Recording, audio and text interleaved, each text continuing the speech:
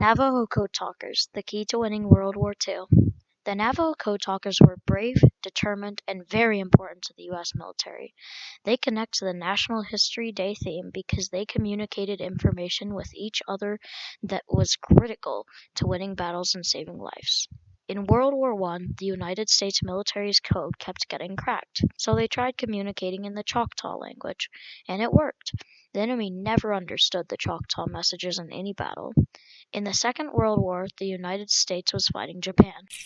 By the early 1940s, the United States found itself in the midst of World War II, in an all-out struggle in the Pacific with an enemy that was extremely successful in breaking Allied military communication codes.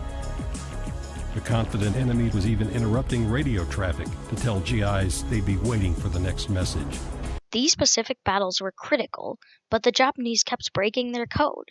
Sergeant Philip Johnston, a son of a Navajo missionary that had lived on the reservation, had a solution: a code using the Navajo language.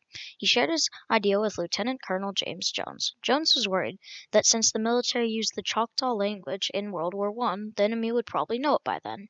In fact, U.S. intelligence had learned that Germany had tried to learn many Native American languages, although apparently not the Navajo language. Johnston assured Jones that the Navajo language was different from the Choctaw language, and that the Navajo language was not written and very hard to learn. Lieutenant Colonel Jones invited Major General Clayton B. Vogel to watch a test of the idea. 4 Navajos decided on Navajo words to stand for some military words. There was a competition between the Navajos and the machine-transmitted shackle code to transmit a message. The shackle code took 1 hour, while the Navajos took under a minute to transmit the message. Vogel was very impressed with the Navajos and asked for 200 men. Sadly, he was allowed only 30 men for a trial. Navajo men who spoke English fluently were immediately recruited into the Marine Corps.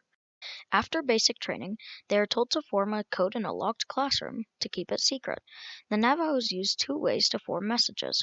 First, there were frequently used military terms that they would not want to spell out.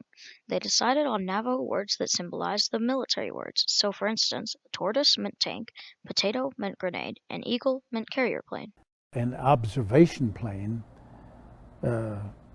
carries no armament, doesn't pick a fight, just goes out and observes, and usually flies at night. And so we took those characteristics and said, well, those characteristics fit characteristics of an owl. Does very much the same thing. So the code word for observation plane became Nashja, which is owl. Second, all other words were spelled out using code words for each letter. They used the Navajo word for an English word that began with each letter in the spelled out word. For example, they used the Navajo word that meant ant for the letter A. The Navajo word for bear is shash. In the code, that meant B. Later, code talkers added other words for each letter, such as axe and apple for A. So now they have developed code words for each letters of the English alphabet, and only they in that top secret knows, not another Navajo. If they hear us say Pelasana, another Navajo not in that classroom, hear us say Pelasana, they think we're talking about something you eat. But we, the code talkers, when we hear Pelasana, we write down the letter A. An example that uses both of these methods together is Chi Chil Bi Ta Besh Ligal, A Ya Tsini, Ni Shi Ja, Nesh Chi, Dize Divish. That means Lieutenant Colonel Jones, where they had a word for Lieutenant Colonel but had to spell out Jones. Once they made the code, they practiced the code over and over again. The Navajo code talkers became the first 29 because Chester Nez, one of the original code talkers, said in his book Code Talkers, one man dropped out. I think it had something to do with the 30th man not being completely comfortable with the dialect of Navajo we used. In a combat situation, that could be deadly. For example, if they needed fire support from the U.S. Air Force and they set the wrong coordinates, they could either miss the target or, even worse, hit one of themselves. The Navajo code talkers' first battle was the Battle of Guadalcanal. Guadalcanal was very important because it would be a base for the U.S. to attack Japan. Just before going into the Guadalcanal battle, they again had to prove their method. They sent a message in 2.5 minutes, which would have taken up to 4 hours with the shackle code. In battle, the code talkers worked in pairs of two, one to crank the powered radio and one to send and decode the messages. After a while of sending messages, the two men would switch positions. After sending a message, they had to move to a different position because the Japanese could track where the radio signal came from. They also changed frequencies daily. Messages included telling supplies they needed, reporting on how many men they lost, transmitting orders, calling an airstrike, advising troops where to go, and asking for any other support. Also, if the Japanese forced a captured code talker to send a message to another code talker, then he planned to send the words "do or die" in part of the message. Chester Nez told about the first message he sent on Guadalcanal. And I said in our own native code, not Elizabeth Doras, on the slides at the cut, top. Japanese machine gun that's on your right flag, destroy. That's what we did. Right after Nez sent the message, the U.S. demolished those guns. On that first day, he and his partner Roy Begay worked for more than 24 hours straight. They battled on the island for months, ending in a U.S. victory in February of 1943. Unlike other Marines, Navajo code talkers were not sent for R&R because transmitting messages was too important. The Navajo code worked perfectly. The code talkers very quickly interpreted the code messages, but a non-code talking Navajo caught by the Japanese could not understand the meaning of a message, even though he understood the words. The Navajo code talkers fought in many different battles. On Iwo Jima, the code talkers once sent and received 800 messages in 2 days. None of them had any errors in them. Peter MacDonald, Navajo code talker, described a situation in which Marines were trapped on Iwo Jima, and a message was sent. This is the actual message that was sent on Iwo.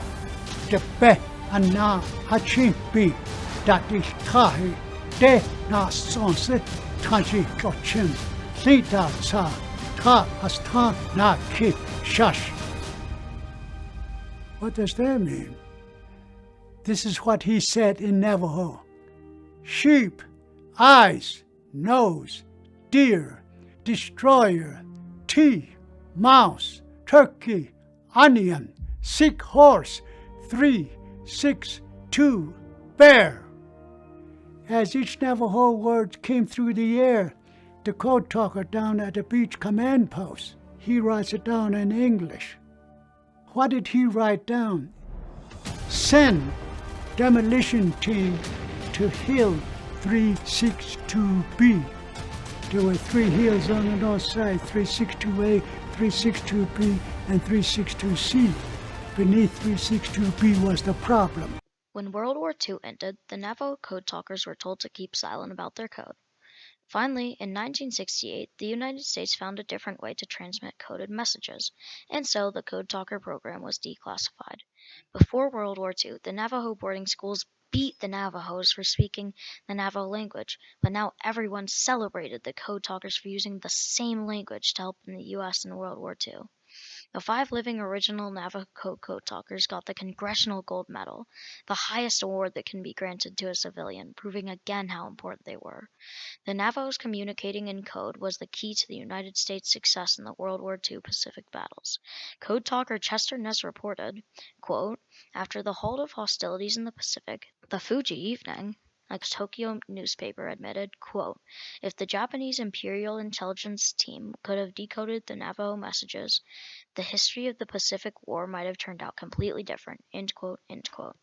The Navajo code talkers used their code to communicate about supplies, airstrikes, casualties, orders, and other secret information. Communicating important information and directions without the Japanese understanding was the key to becoming victorious in battle.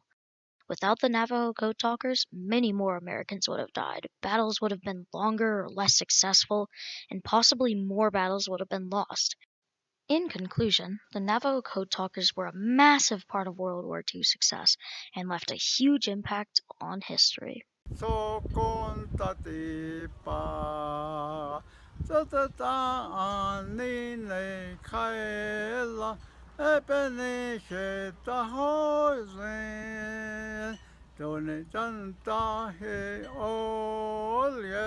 the United States Marine.